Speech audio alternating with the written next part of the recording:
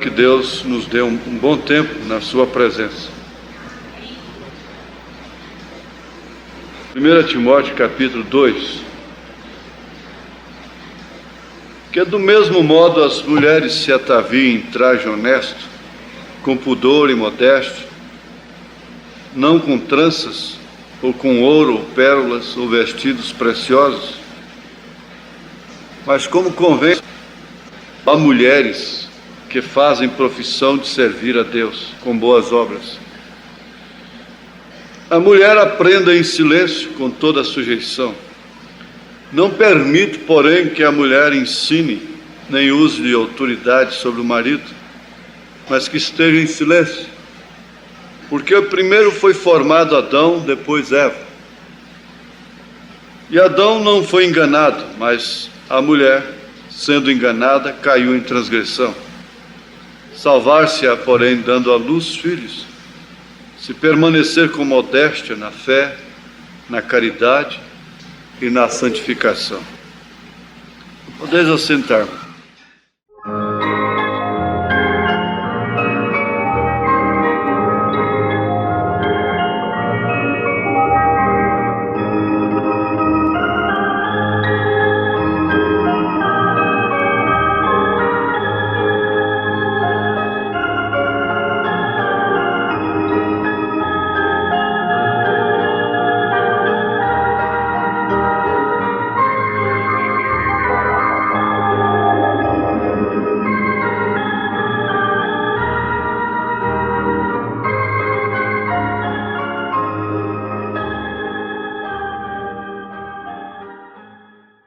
Quando nos separamos, nos dá dor interna, mas ainda seremos unidos no coração, esperando encontrar-nos de novo. Nossos problemas então terminarão. Isto é a sublime graça, a graça do Senhor. Eu quero voltar aqui no livro de Gênesis, que quer dizer princípio, capítulo 3. Ora, a serpente era mais astuta que todas as alimarias do campo que o Senhor Deus tinha feito. E esta disse à mulher: é assim que Deus disse: não comereis de toda a árvore do jardim? E disse a mulher à serpente: do fruto das árvores do jardim comeremos, mas do fruto da árvore que está no meio do jardim, disse Deus: não comereis dele, nem nele tocareis, para que não morrais. Então a serpente disse à mulher: certamente não morrereis, porque Deus sabe que no dia em que dele comerdes se abrirão os vossos olhos e sereis como Deus, sabendo o bem e o mal. E vendo a mulher que aquela árvore era boa para se comer, e agradável aos olhos, e árvore desejável para dar entendimento, tomou do seu fruto e comeu, e deu também a seu marido, e ele comeu com ela. Então foram abertos os olhos de ambos, e conheceram que estavam nus, e coseram folhas de figueira e fizeram para si aventais. Então aqui está a concordância do que São Paulo disse na primeira carta a Timóteo, capítulo 2, verso 14. E Adão não foi enganado, mas a mulher, sendo enganada, caiu em transgressão. Eu quero lembrar algumas coisinhas sobre os 7 selos. E eu não sei porquê, isso vai ter que encaixar aqui de uma forma que eu não entendo. Não sei. É uma lembrança que nos traz à tona conhecimentos de eventos que seguem os 7 selos, coisas que acontecerão após o rapto, como seja, batalha de Armagedon, forças do mal vencidas por Jesus Cristo como Rei dos Reis e Senhor dos Senhores. E então Satanás é amarrado por 1000 anos. A besta e o falso profeta são lançados no lago de fogo. Apocalipse 20, verso 10. Daí então vem 1000 anos da era do reinado do milênio. A noiva gentia e os 144.000 eleitos de Israel, vivem na terra prometida. E Satanás é amarrado, ele está amarrado. Em Apocalipse 20, versículo 4 e 5, você encontra esse evento. Satanás é solto, ele engana as nações nos 4 cantos da terra. Eles entram no arraial dos santos, na terra prometida. Fogo desce de Deus dos céus. Apocalipse 20, versos 7 e 10. Aí depois vem a batalha de Gog e Magog. O diabo, Satanás, é lançado no lago de fogo e atormentado para sempre e sempre. Logo em seguida, vamos ter o grande julgamento do trono branco. Então aí agora inclui a segunda ressurreição. Ressurreição geral. As almas sob o altar são dadas vestes brancas. As virgens nécias sobem e são julgadas. Aqueles que não foram encontrados escritos no livro da vida são lançados no lago de fogo, segunda morte. Apocalipse 20, verso 11 e 15. E depois então vem novos céus e nova terra. A nova Jerusalém desce de Deus, dos céus, a eternidade é estabelecida, o 8º dia, Apocalipse 21, verso 1. O 8º é o primeiro, depois do 7º. Então, no 7º, Deus descansa, esse milênio, e no 8º dia, novos céus e nova terra descem. Mas nós devemos lembrar aqui uma coisa: tudo partiu de uma batalha. A primeira coisa que houve no céu foi uma batalha. E a última coisa que haverá na terra será uma batalha. Agora, nós temos uma fase, estamos numa dimensão em que parece que nós temos que lutar por nós mesmos. E temos como maiores inimigos os nossos próprios sentidos, que formam o ego, que é muito difícil, é vencer a si mesmo. Isso será pregado sempre, sempre, sempre, sempre, enquanto eu puder falar. Porque tudo que se faz contra a quem quer que seja, não é pior do que aquilo que os sentidos da pessoa faz contra ela. E a maior batalha jamais pelejada aqui na terra é esta, é na mente. E o homem é formado disso. Ele se constitui, o abstrato dele é constituído, é composto disso, principalmente os sentidos abstratos, os sentidos do espírito, porque estes induzem os sentidos do corpo. Eu tenho para mim que eles inspiram e eles reagem através do que vê, através do que sente, através do que escuta. Daí a necessidade então de ouvirmos a palavra, porque a fé vem pelo ouvir e ouvir a palavra de Deus. A noiva não está necessitada de uma mensagem de salvação propriamente.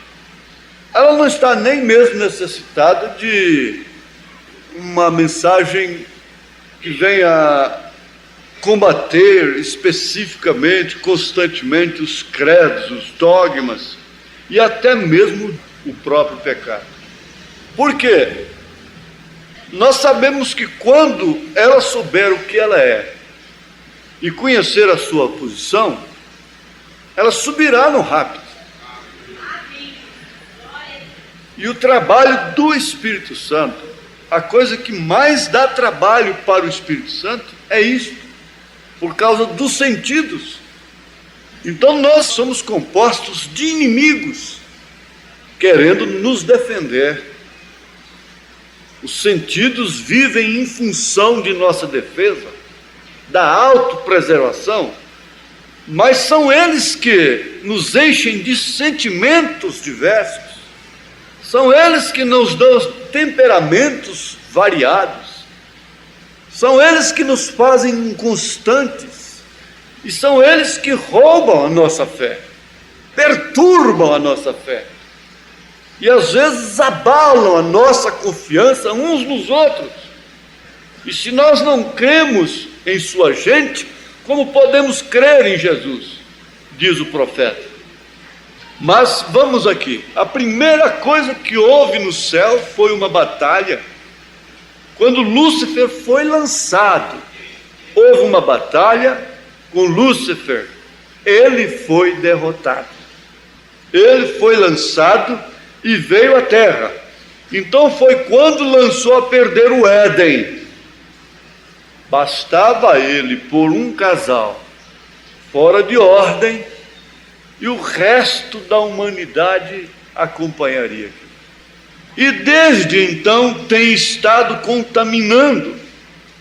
E daquela batalha no céu está chegando a batalha sobre a terra. E será finalizada sobre a terra no tempo do fim da batalha chamada Armagedon. Nós estamos alistados para uma guerra. Nós estamos numa batalha, estamos na maior batalha jamais pelejada. Mas se o Deus que não perdeu lá em cima, vai perder aqui embaixo? A arma de Davi foi uma funda, uma pedrinha apenas. E as maiores vitórias que Israel teve foi às vezes Deus trovejando, toque de corneta, chifre de carneiro. Não foram coisas como mísseis, metralhadoras, fuzis, bombas, essas coisas. Não foi o poder bélico, não foi o poder monetário, não foi a astúcia, a estratégia de guerra, mas foi Deus. E Deus nunca perdeu uma guerra. Deus nunca perdeu uma batalha. Ele nunca perdeu e jamais perderá. Então, o que se aguarda depois dessa batalha nesta dimensão? Quando a batalha terminar, a fumaça for dissipada, veja, e daquela batalha no céu está chegando a batalha sobre a terra, e será finalizada sobre a terra no tempo do fim da batalha chamada Armagedon. Qualquer um sabe isso. A batalha começou no céu. Foram lançados. Miguel e seus anjos venceram a Lúcifer e o lançaram para baixo. Então ele desceu diretamente ao Éden e deu começo à batalha terrestre. Deus tinha seus filhos bem fortificados atrás da palavra, porém Eva, prestando atenção ao de fora, disse: me parece que tens razão. E ali começou a rodar a coisa, e tem estado rodando desde então. Logo Deus desceu para redimir os que, como disse em outra ocasião, Deus é como um grande construtor que coloca todo o seu material sobre a terra e logo começa a edificar seu edifício. Recordem, antes que houvesse um só grão sobre a terra, antes que houvesse um sol para dar a luz sobre a terra, o corpo sujo já estava na terra, porque somos do pó da terra. Deus é o construtor. Agora a sua maneira de fazê-lo foi como fez a Adão. Tomou um pouquinho de cálcio, outro tanto de potássio e uma quantidade de luz cósmica, os misturou e lhes deu um sopro e disse: ali está meu outro filho. Tomava outro tanto dos minerais e lhes deu um sopro e disse: ali está outro. Porém, que fez Eva? Corrompeu essa maneira de fazê-lo, e ela produziu filhos por meio do ato sexual, e ali foi onde entrou a morte.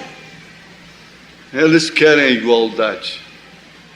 Isso nunca pode haver desde o Éden. Isto foi feito diferente. Isso foi feito com determinadas circunstâncias diferentes. Porém, o que fez Eva? Corrompeu essa maneira de fazê-lo, e ela produziu filhos por meio do ato sexual, e ali foi onde entrou a morte. Agora, quem está fazendo Deus? ele tem tido tantas dessas sementes através das eras, sementes predestinadas, e quando chegar o fim, ele não dirá: Eva, vem, dá à luz outro filho, mas soprará dessa maneira e chamará, e eu responderei. Assim sucederá quando o último entrar. Então assim será. Quem vai chamar? É Deus, é o Senhor, é a mesma voz que chamou Lázaro da sepultura. Agora a batalha começou no céu e será terminada sobre a terra na forma de Armagedon. Agora observemos bem para ver como será. Que o Senhor nos ajude a desenrolar isto. Vale a pena nós comentarmos aqui com mais detalhes.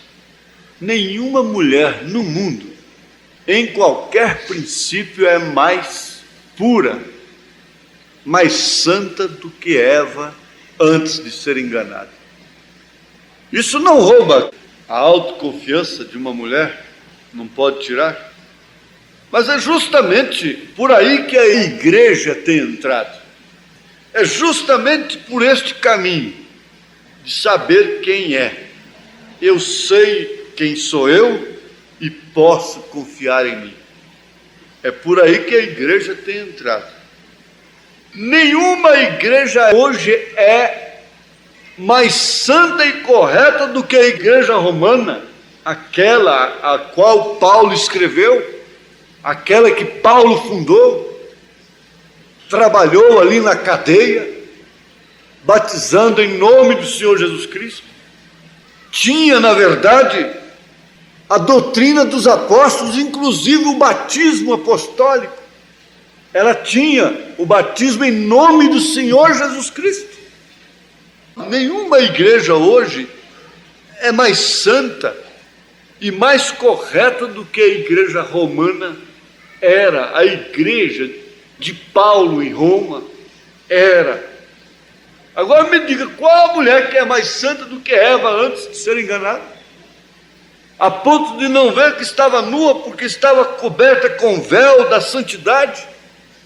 Nunca havia provado nenhuma iniquidade. Ela podia passar a mão na cabeça de um leão. Não havia nenhum pânico, não havia nenhum temor, não havia nenhuma doença, não havia nenhum choro, nenhuma lágrima, não havia nenhum sangue, nenhum animal pegava o outro. Era tanto o que ela tinha, o que Adão tinha, que se fosse burlado, o diabo sabia que eles tinham tanto, que se conseguisse perverter, então poria toda a terra, todo o resto da humanidade no caos. E até hoje ele sabe disso. E o diabo sabe perfeitamente o que aquilo significa. Ela mesma, talvez, através da filosofia moderna, da nova moral, não dê mais valor naquilo. Mas o diabo sabe o que aquilo significa. Ele sabe mais o que significa isso. E ele vê que resto de casamento é aquele. Ele sabe disto. E sabendo disto que Eva tinha, era o bastante. Não precisava mais do que um pequeno encontro, não precisava mais do que uma voltinha com ela. Aquilo era o bastante. Aparentemente não significa nada. Aquilo não determinava nada. Aquilo parece que não significava coisa alguma. Mas está aí. Deus iria trazer todos os filhos pela palavra. Mas por causa dela, então todos os filhos têm que vir através do sexo. Sara é um exemplo que nós vamos dar do lado positivo, que não morreu porque estava no marido. E eu observei isso, achei muito importante, e ultimamente nós estamos batendo nessa tecla. estar no e estar com. É diferente. Estar em, estar no e estar com. Então, em São João capítulo 14, verso 17, nós encontramos que Jesus, o Espírito de verdade, habitava com eles, mas estaria neles. Então há uma diferença de estar com e estar em, estar no. E é justamente isto que viria a ser o casamento de Cristo com a igreja, isso que viria a ser justamente o casamento do homem com a mulher. Não é simplesmente estar um com o outro, mas é estar um no outro. Estando um no outro, diz o profeta, pode separar 1 milhão de milhas. Seus corações batem iguais. E acontece que Sara estava aí em Abraão e por isso não morreu. Ela não morreu porque estava em Abraão. E o profeta disse: a igreja já não foi banida. Se Deus ainda tem alguma coisa a tratar, se Deus ainda tem algum negócio aqui na terra, é porque existe uma igreja que está em Cristo, e Cristo está nela. Agora, não é pelo que somos, é pelo que Ele é. Porque pelo que Sara era, ela morreria. Mas é pelo que Abraão era. E ele não podia matar Abraão sem ferir a Sara, porque ela estava nele. Foi isso que aconteceu da igreja com Cristo. Então, se você nos visita aqui, você está aprendendo uma coisa que você precisa de saber. Não é estar simplesmente com a mensagem, mas é estar na mensagem. É a mensagem estar em você. Aqui há um salmo, isso me chamou a atenção. Deixa-me ver, que me veio à lembrança agora. Eu creio que está aqui no Salmo 6. Senhor, não me repreendas na tua ira, nem me castigue no teu furor. Tem misericórdia de mim, Senhor. Se você quiser ficar em espírito de oração e tomando cada palavra dessa para você como oração, então tome. Tem misericórdia de mim, Senhor, porque sou fraco. Sara-me, Senhor, porque os meus ossos estão perturbados. Até a minha alma está perturbada. Mas tu, Senhor, até quando? Volta-te, Senhor, livra minha alma, salva-me por tua benignidade, porque na morte não há lembrança de ti. No sepulcro, quem te louvará? Já estou cansado do meu gemido. Toda noite faço nadar minha cama, molho o meu leito com as minhas lágrimas. Já os meus olhos estão consumidos pela mágoa e têm envelhecido por causa de todos os meus inimigos. Apartai-vos de mim, todos os que praticais a iniquidade, porque o Senhor já ouviu a voz do meu lamento. O Senhor já ouviu a minha súplica, o Senhor aceitará a minha oração. Envergonhem-se e perturbem-se todos os meus inimigos, tornem atrás, envergonhem-se no momento. Voltando ao Salmo 5, dá ouvidos às minhas palavras, ó Senhor, atende à minha meditação, atende à voz do meu clamor, Rei meu e Deus meu, pois a ti orarei. Pela manhã ouvirás a minha voz, ó Senhor, pela manhã me apresentarei a ti e vigiarei. Porque tu não és um Deus que tenha prazer na iniquidade, nem contigo habita o mal. Os loucos não pararão à tua vista. Aborreces a todos os que praticam a maldade, destruirás aqueles que proferem a mentira. O Senhor aborrecerá o homem sanguinário e fraudulento, mas eu entrei em tua casa pela grandeza da tua benignidade, e em teu temor me inclinarei para o teu santo templo. Senhor, guia-me na tua justiça por causa dos meus inimigos. Aplana diante de mim o teu caminho, porque não há retidão na boca deles, as suas entranhas são verdadeiras maldades, a sua garganta é um sepulcro aberto, lisonjeiam com sua boca, declara os culpados, ó Deus, caiam por seus próprios conselhos, lançam-os fora por causa da multidão de suas transgressões, pois se revoltaram contra ti. E são seus sentidos, esses inimigos são os sentidos. Mas alegrem-se todos os que confiam em ti, exultem eternamente porquanto tu os defendes, e em ti se gloriem os que amam o teu nome, pois tu, Senhor, abençoarás ao justo, circundá-los-ás da tua benevolência como de um escudo. Voltemos ao Salmo 4.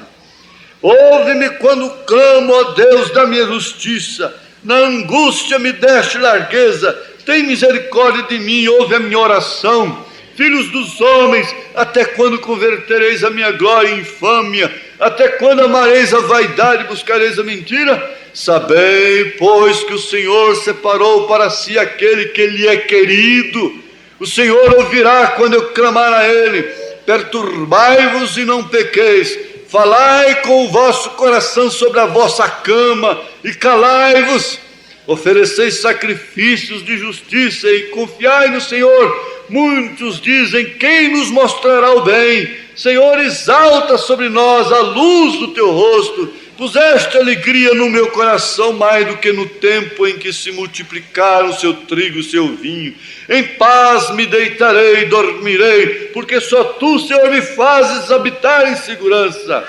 Voltando ao Salmo 3. Senhor, como se tem multiplicado os meus adversários, todos são sentidos. São muitos os que se levantam contra mim. Muitos dizem da minha alma, eles dizem, falam para você mesmo, você fala para você, não há salvação para ele em Deus, mas tu, Senhor, és um escudo para mim, a minha glória e o que exalta a minha cabeça. Com a minha voz clamei ao Senhor, ele ouviu-me desde o seu santo monte. Eu me deitei e dormi, acordei porque o Senhor me sustentou. Não terei medo de 10 milhares de pessoas que se puseram contra mim ao meu redor. Levanta-te, Senhor, salva-me, Deus meu, pois feriste a todos os meus inimigos nos queixos, quebraste os dentes aos ímpios. A salvação vem do Senhor sobre o teu povo, seja a tua bênção. Amém. Amém. Aleluia. Você vê, ele não podia de maneira alguma morrer como os demais. Ele morreria sim, ele partiria daqui, mas não como um perdido, não vencido pelos seus inimigos. Agora Sara tinha esse inimigo tão grande que era olhar para si mesma. E quando ela olhou para si mesma, ouvindo a voz de Eloí falando com seu marido, ela sorriu, porque Eloí disse para Abraão, seu marido, que ela ainda teria um filho. Mas ela olhou para si mesma, e ali então seus inimigos frecharam-na de razão, a razão, o raciocínio, a lógica, até o bom senso. Como podia uma pessoa naquela circunstância, naquela idade, dar à luz um filho? Então eles se arregimentaram e ela sorriu. E sorrindo ela estava murmurando, desfazendo do que Deus estava falando com seu marido. Agora aquilo não era brincadeira. Aquilo não era para se tratar com outra, aquilo era com ela mesma. Deus está falando é com a igreja mesmo. Você às vezes fica marginalizado, você fica marginalizada, se marginaliza por si mesma, por si mesmo. Mas não, Deus estava falando era com ela. Ela pensou que Agar solucionaria o problema, mas era ela mesma. E eu creio que se fosse por Sara, a coisa tinha sido posta a perder novamente. Mas Abraão foi diferente. Abraão escutou aquilo, não discutiu, e caminhou pela fé como um tipo da noiva. Ele caminhou pela fé e ele foi viajando contra tudo que era contrário. Você tem que pensar nisto. Você está viajando contra tudo que é contrário à razão, aos sentidos, por isso eles se tornam seus maiores inimigos. Viajar para o céu é viajar contra a razão, é viajar contra a maré, é viajar contra a memória, é viajar contra o raciocínio, é viajar contra afeto, é viajar contra a consciência, a própria consciência do homem em si, é viajar contra os olhos, contra os ouvidos, contra o paladar, contra o tato.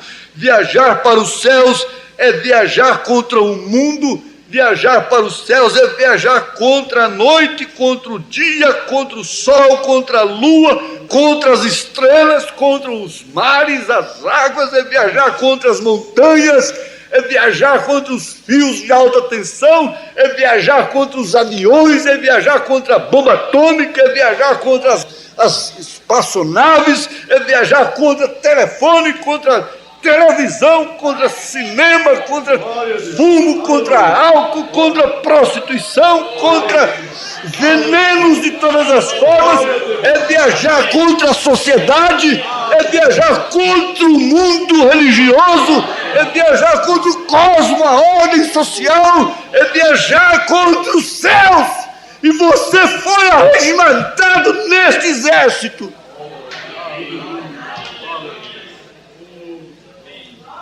Você tem que entender que você entrou num boio, você entrou num navio, você entrou numa nave de lutas, de uma viagem. Viagem de impactos, viagem de trancos, viagem de peregrinação, viagem de lágrimas, viagem de pânicos, de decepções, viagem de sacudidas. Jesus disse assim, ele não enganou a ninguém, no mundo tereis aflições.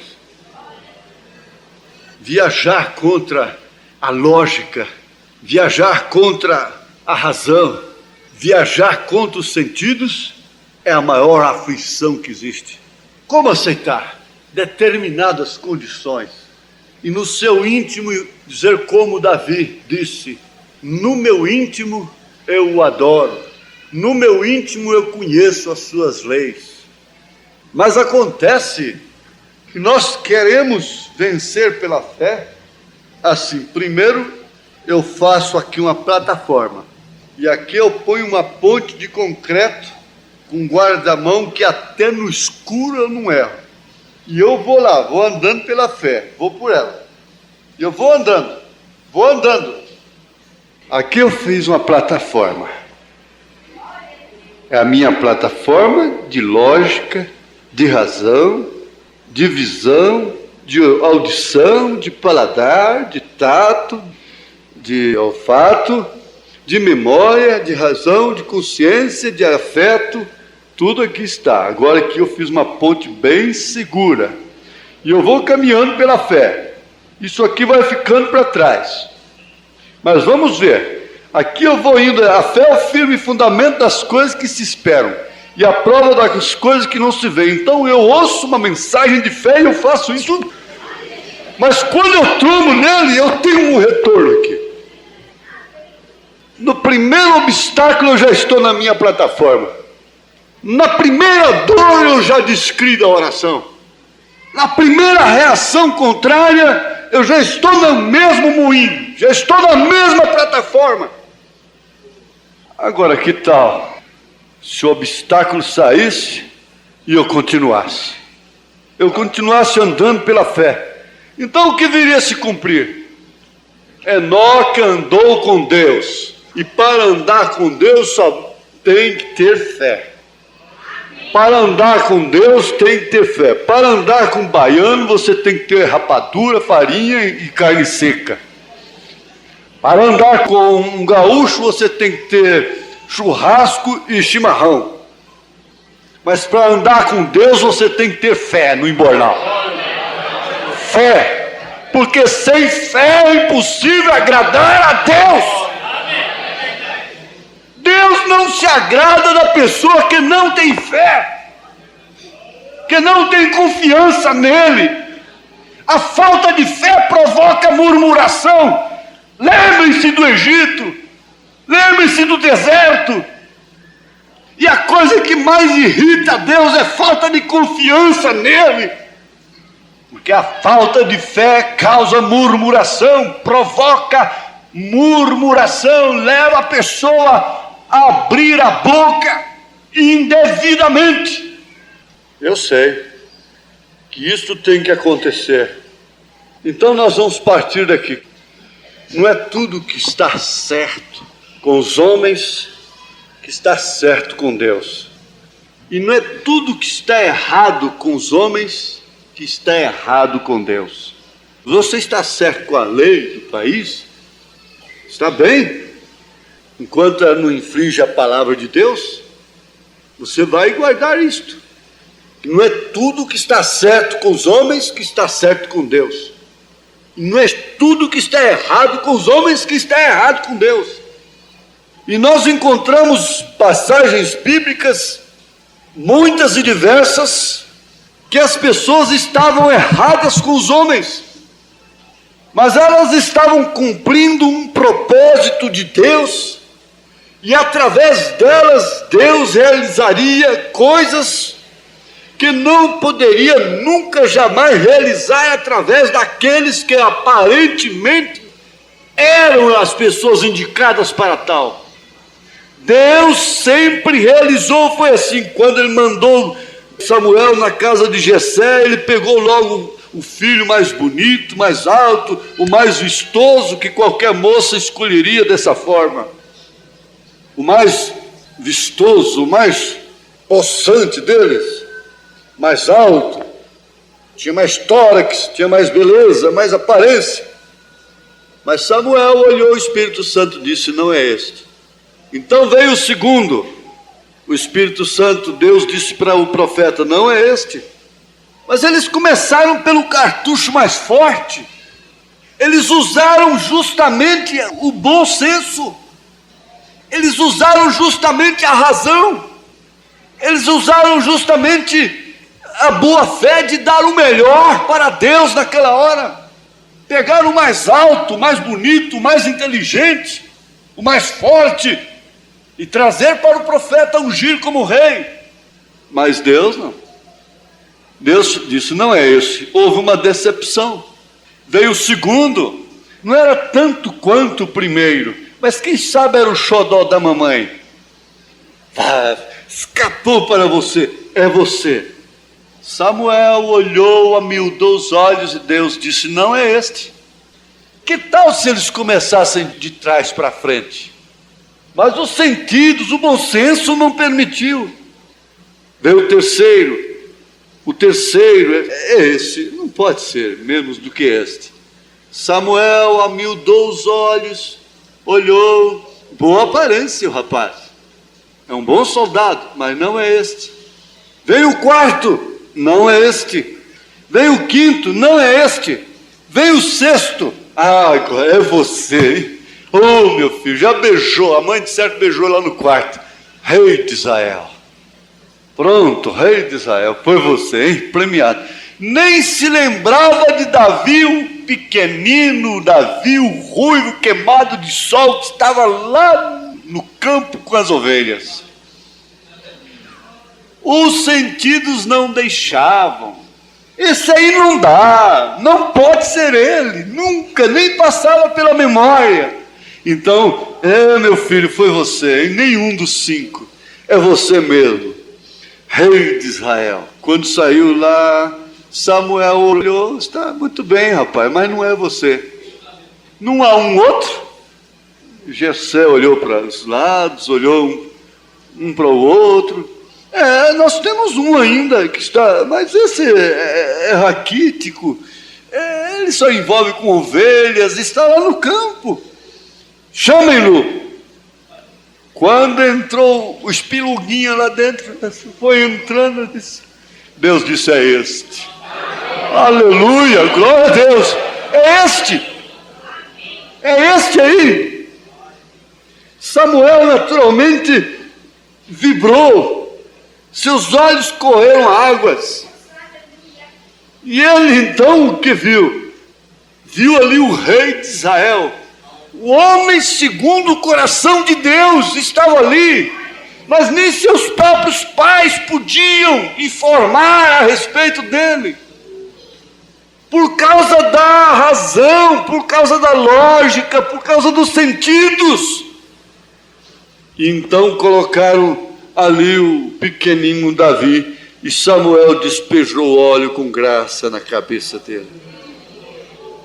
Não é o tamanho, não é a aparência, nós não estamos envolvidos com isto, mas chega o ponto em que ninguém pode mais viver a não ser pelo que apalpa, pelo que vê, pelo que sente, pelo que pode olhar, pelo que pode escutar, pelo que pode pegar, pelo que pode saborear. Mas Deus trabalhou no princípio pela fé, ontem Ele trabalha hoje pela fé. A ferramenta, a arma que Ele deu para os heróis da fé foi a fé, a própria fé. E a ferramenta que Ele deu para a igreja foi a mesma. Foi a fé na sua palavra. Não no que você é, não no que eu sou, não no que somos, mas no que Ele é. Agora o profeta, parece que ele teria até cansado de pregar isso. Ele não é tudo que é certo com os homens, com a sociedade, religião, que está certo com Deus, e vice-versa. Nós temos o exemplo citado, o de Jefté. Jefté foi o filho de uma prostituta, lá com Gileade, e quando Israel estava sob opressão do inimigo, os anciãos de Gileade mandaram chamar a Jefté. Agora aquilo era contrário a tudo, a todos os princípios, e isto ficou registrado nas Escrituras como um tópico da soberania de Deus, porque você precisa guardar essas coisas. Isso são tópicos que falam da soberania de Deus.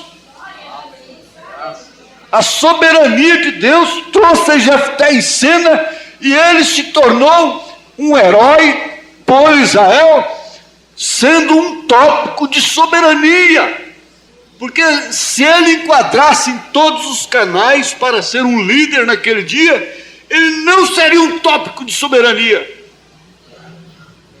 Você quer ver outro tópico de soberania? Moisés, leva as tábuas da lei. Não farás para ti imagem de escultura alguma, nem do que está em cima, no céu, nem embaixo na terra, nem debaixo da terra, nas águas, nem coisa alguma. Daqui a pouco, Moisés, faça 2 querubins e coloque dentro da arca. É um tópico de soberania.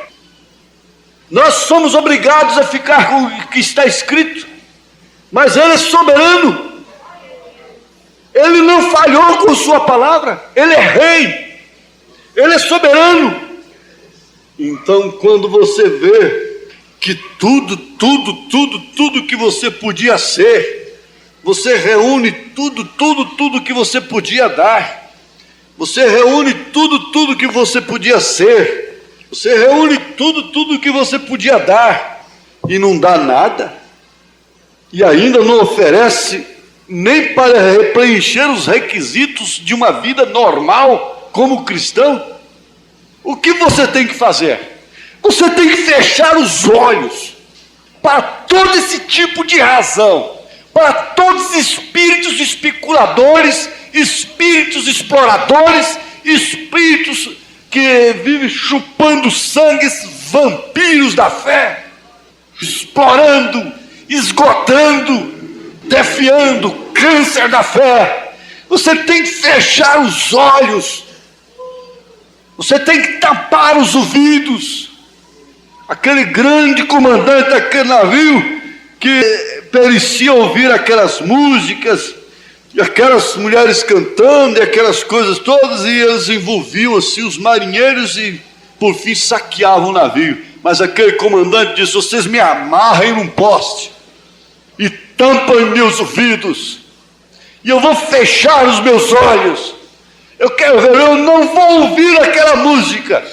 Eu não vou ouvir aquela música insinuante, atraente, que atrai, que usa os sentidos. Então ele tampou os ouvidos, pôs um tucho no ouvido de cá, um tucho no ouvido de lá, não sei quantas faixas nos olhos, cegando, e amarrado no poste ali. Ele mesmo deu ordem: me amarre no poste e segue em frente, não parem. Então ele amarrou os sentidos, fechou os ouvidos e seguiu em frente. Na volta não precisou nem de tapar os ouvidos mais. Aleluia, glória a Deus. Veja só, você tem que fazer de indiferente. Você tem que cair, levantar a poeira, passar por cima, quebrar tudo e chegar lá. Eles usam esse termo por aí. Bate a mão na roupa, assim como dizia meu avô, né? Bate a mão, sacode a poeira, menino, e pula para frente. E a roupa está suja, e o braço todo arranhado, e a testa arranhada porque relou no cascalho. Então você se levanta e nem olha para aquilo. E se você vai chorar perto de alguém que te ama, esse alguém que te ama pega e põe sal naquilo, né? Então eu não queria que pusesse sal, porque aí doía mais. Então eu fazia de duro, e eu escondia, eu não queria nem mancar. Tá tudo bem, prendendo os sentidos. É a maneira que a igreja está andando, é a maneira que a igreja está vivendo, é a maneira que a igreja está zarpando, viajando, remando. Há um no piloto, há um comandante. Eu vi um filme uma vez que o comandante ficava tranquilo no volante. Eu assim, mas que coisa, me deu inveja aquilo. Falei: oh Deus, me dá essa calma. E naquela hora ele tirava os pilotos, toda a tripulação, ele ficava sozinho no piloto. Uns lá disseram: nós vamos pegar o bote e vamos para a ilha ali. Disse: não vá, vocês vão morrer. Um filho disse para o pai: eu não irei contigo. O pai chorou para ele, chorando no ombro dele. Ficaram olhando um para o outro até o fim. Por fim o pai foi, o filho ficou dentro do navio, porque ele confiava no comandante. Ele confiava. E ele tirou todo mundo de lá, e esse vento jogava esse navio para lá, esse vento jogava esse navio para cá, esse vento fazia isso, fazia aquilo, e aquilo rangia, vinha água nas velas, e jogando para lá e para cá. Mas enquanto isso, aqueles que foram para a ilha já estavam mortos. E de repente ele vazou aquilo, e foi só grito de júbilo das crianças, do povo e dos tripulantes. Foi grito de júbilo, de alegria, porque a tempestade foi forte, a coisa foi feia, tinha razão, a razão era demais. Mas vocês fiquem quietos, fiquem quietos, baixem para o porão, fiquem calados, deixa a tempestade rugir. Aleluia. E nós vamos aqui no piloto, deixa. E ele naquela calma, tremendo, olhando. Ele não tremia, ele era um homem corajoso. Ele não tinha medo, não. Ele era como você, assim. Você também não tem medo, não. Você está indo. A irmã também, o irmão. Olha quanta doença está sentindo mal aqui dentro nesta hora. Vermes estão sentindo mal, até vermes. Demônios sentem mal quando a igreja começa a pegar assim uma estação de fé. Atenção, atenção, blém, blém, blém, blém, blém. Estamos chegando na estação da fé. Fé. Aleluia. Glória a Deus. Estação da fé. Fé no outono, fé no verão, fé no inverno, fé na primavera, Estações da fé, em todas as estações, fé, fé, fé, fé, fé, fé, fé, fé, fé, fé, fé, fé, fé, fé, fé, fé, vai embora, fé, fé, fé, até as locomotivas, as máquinas, os motores vão falando fé, fé, fé, fé, fé, fé, fé, fé, fé. Ele diz café com pão, café com pão, café com pão, o que? Isso é fé, fé, fé, fé, fé, fé, fé, fé. Fé no coração do meu irmão, fé no coração do meu irmão. Eu não tenho fé. A Eva já caiu. Ele já me pôs nessa situação, mas Jesus já morreu e já me deu a salvação. Aleluia, glória a Deus. Amém. Como a Eva foi tirada de Adão, a igreja foi tirada de Cristo. Ele foi adormecido ali para só falar em fé no que ele prometeu. Amém, glória a Deus. Agora, quem não crê nesses eventos? Há que passar essa guerra da dimensão humana, da maior batalha jamais pelejada, dos inimigos da nossa fé, que é a razão e os demais, então você vai ver, você não vai ter que lutar mais com nada. Ah, mas e a guerra do Armagedon? Pode deixar. Se esta você deixando por conta dele, você já é vencedor. A batalha do Armagedon é encabeçada diretamente por ele. Pode deixar. Alguns problemas e angústias, e até pode que tenha alguns pesares, porém devemos orar para evadir estas coisas? Não, Senhor, mas devemos pedir que nos leve através de tudo isso, seja o que for. Não permitas que me escape deles. Se estão em meu caminho, simplesmente dá-me graça para passar por todos eles. Nessa pirâmide, o alicerce dela é a fé, o segundo degrau dela é virtude, o terceiro degrau dela é ciência, conhecimento, o quarto degrau dela é temperança, o quinto degrau dela é paciência, o sexto degrau é piedade, o sétimo degrau, amor fraternal, e ela é construída de forma que o tempo, as ventanias, não podem movê-las dali. E assim é a fé do cristão, assim é essa pirâmide, assim é essa estatura do homem perfeito na igreja. A Eva caiu, mas a igreja foi levantada. Jesus morreu por causa dela.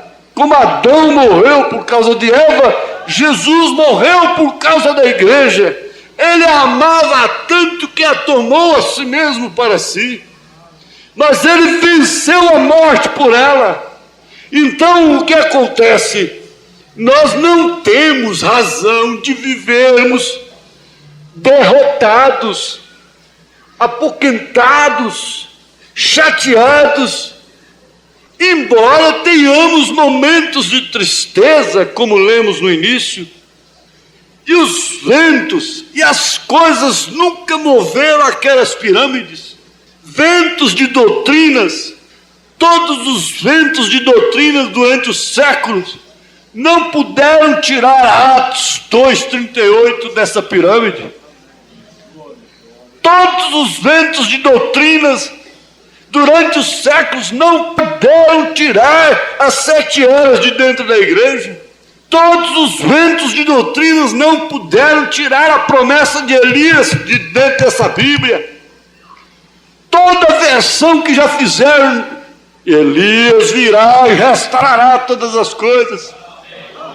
Durante os séculos essa Bíblia ficou acorrentada, mas lá estava Apocalipse capítulo 10, versículo 7.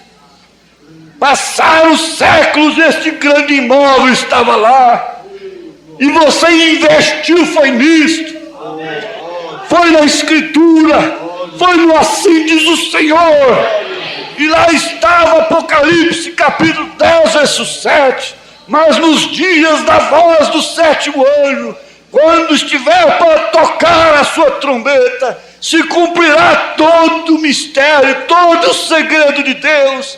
Os séculos passaram, milênios passaram. Ah, sim, mas isto ficou ali. Por que que isso foi guardado? Por que que esse Gênesis?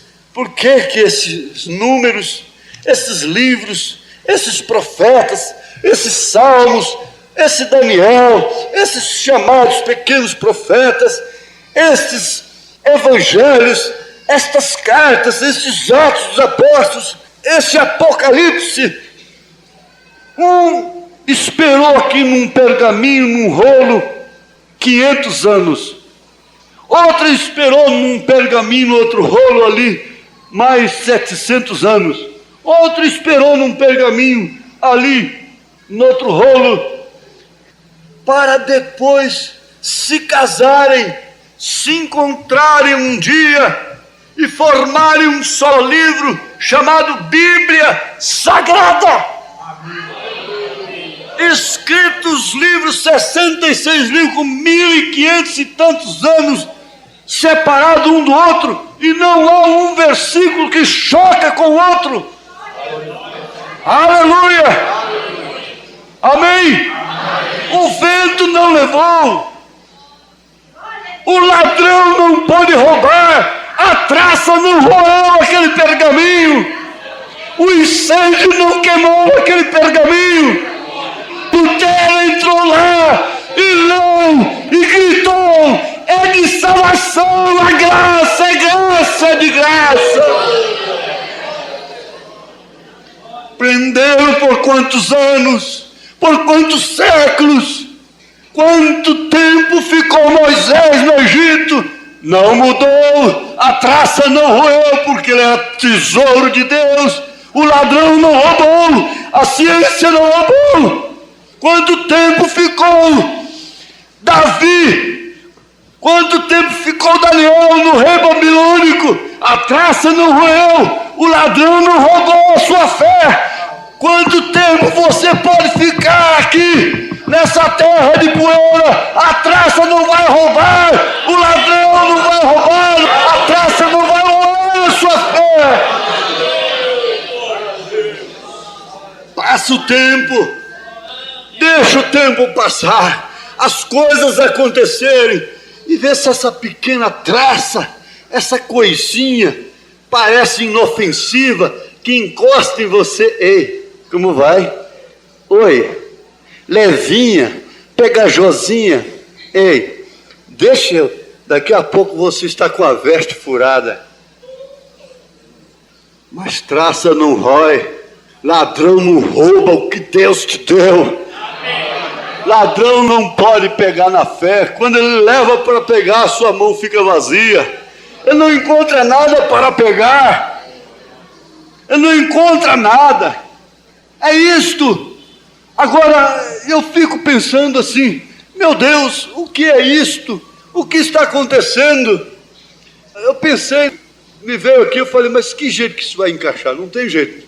Eu não sei o que eu vou falar, mas agora veio. Veio por quê? Francamente, Deus é minha testemunha, eu não sabia para que eu ia trazer isso aqui. Tenho uma curta história na mente que vou contar-lhes. É Nas Asas de uma Pomba Branca, 133. Li uma vez de um livro, não estou seguro se este é o título, porém creio que foi O Declínio da Primeira Guerra Mundial. Os soldados americanos estavam no solo por causa do fogo das metralhadoras alemãs. Vocês, os que têm sido soldados, sabem o que é uma patrulha de reconhecimento. Eles já estavam escassos de munições e os alemães se aproximavam passo a passo. Sabiam que se não recebessem reforços, seriam exterminados pelo inimigo. Porém, um dos soldados recordou que tinha consigo uma pomba que era sua mascote. Sabia que ela era capaz de chegar aos quartéis generais com uma mensagem. Assim sendo, escreveram esta mensagem: estamos sitiados por forças alemãs, se não recebermos reforços logo, ou nos renderemos ou seremos massacrados. Amarraram a mensagem numa pata da pomba e a enviaram. Tão logo que levantou o voo, os alemães se deram conta do que estava sucedendo e começaram a disparar na pomba. Porém, ela ansiava retornar ao lar, se preocupava com sua companheira e não lhe importavam os disparos. Um dos balaços lhe quebrou uma pata, outro lhe levou parte das costas, outro lhe feriu as asas. Porém, ferida como estava, continuou subindo, até que ficou fora do alcance das balas e chegou ao acampamento com a mensagem: essa foi uma grande pomba.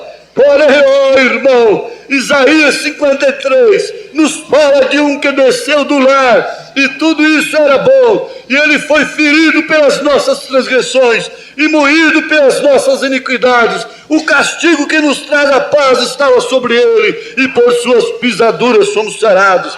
A enfermidade, as superstições e os demônios nos tinham com a cara na terra através dos sentidos, e não havia forma de escape. A igreja havia se desviado, havia ido após coisas denominacionais, e os fariseus, saduceus e lavagem de panelas, e a palavra de Deus ficou sem eficácia alguma. Por esta pomba desceu, então somente uma coisa tinha que se passar: tinha que haver um Redentor. Foi ferido, açoitado e maltratado, porém ele conhecia o caminho do regresso ao lar, assim que da cruz do Calvário, onde foi moído por aquele montão de lobos, ao seu voo chegou às portas do céu dizendo: tem terminado, está consumado. Eles são livres. As enfermidades podem ser curadas agora, os pecadores podem ser salvos, os cativos podem ser livres. Apesar de ser moído, combateu o bom combate, contra tudo, contra si. Mesmo o poeta exclamou: as rochas se fenderam, os céus escureceram, meu Salvador inclinou sua cabeça e morreu, porém o véu rasgado nos revelou o caminho, a alegria do céu e ao dia interminável. Amém, glória a Deus. Nada pôde deter a velha pomba carregando a mensagem, nada pôde deter nenhuma bala, ainda que ferida ela chegou no acampamento. Se ninguém pôde deter aquela pomba, se ninguém pôde deter a Jesus Cristo, Herodes tentou matá-lo, não conseguiu. Tudo trabalhou contra, mas não foi possível. Ele tinha de cumprir a sua missão. Tudo trabalha contra seu ministério, mas você terá de cumpri-lo aqui na terra. Tudo trabalha contra. Se nós estivéssemos com todas as coisas no lugar, se tudo estivesse bem, nós não precisávamos de uns dos outros, nós não teríamos necessidade de paciência uns com os outros, não teríamos necessidade de orar uns pelos outros, nós não teríamos necessidade de amar uns aos outros.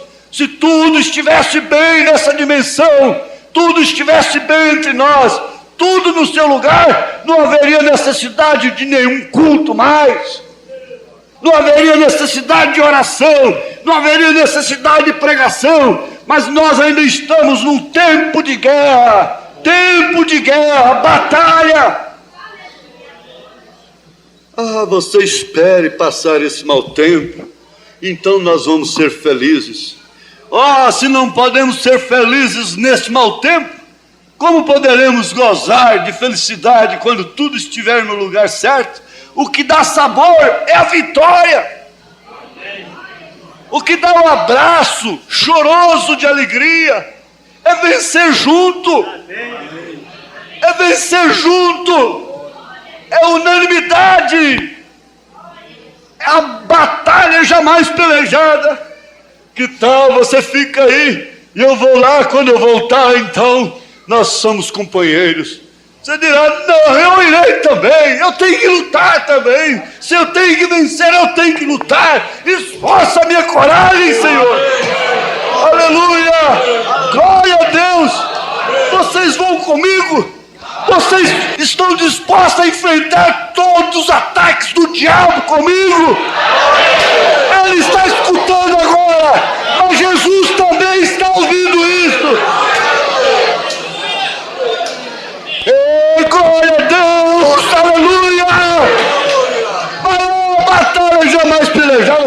Amém.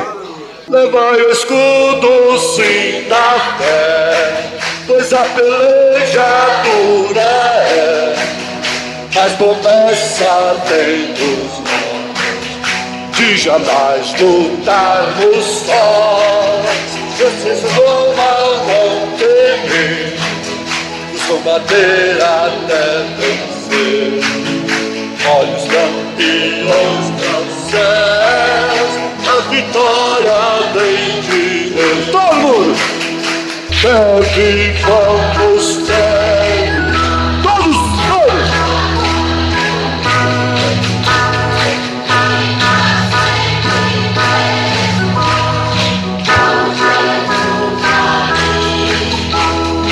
Todos os que são fiéis ao bom caminho, ao me receber,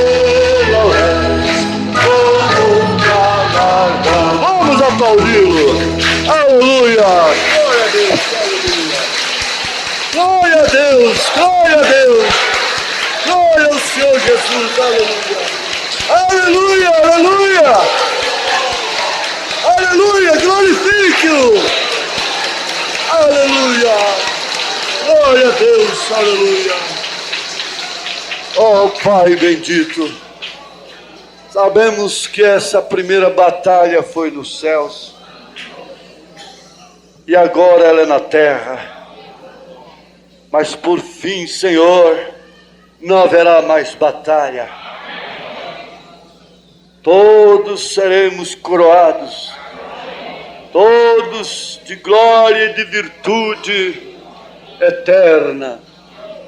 Corpos vivos, glorificados, puros, alegres e felizes eternamente. Glória a Deus, aleluia. Te pedimos, Senhor, que essas palavras desajeitadas possam ter sido espada, possam ter sido como a pedrada de Davi na cabeça do Golias, possa ter curado doenças malignas, expulsado demônios, toda sorte de obra maligna que quer vir contra este povo, que quer destruir este povo, seja barrada pelo nome, pelo sangue, pela palavra de Jesus Cristo. Creia em Deus, encomende a sua alma ao Senhor, encomende seu corpo a Jesus, encomende sua vida a Jesus, e abençoe um ao outro com bastante fé, dando-lhe a cura, dando-lhe a bênção dos céus, em nome de Jesus Cristo. Amém, amém. Glória a Deus, aleluia. Vamos terminar. Cantem! Cantem lá, cantem! Aí no versário, lá fora no ar. Descansar com Jesus.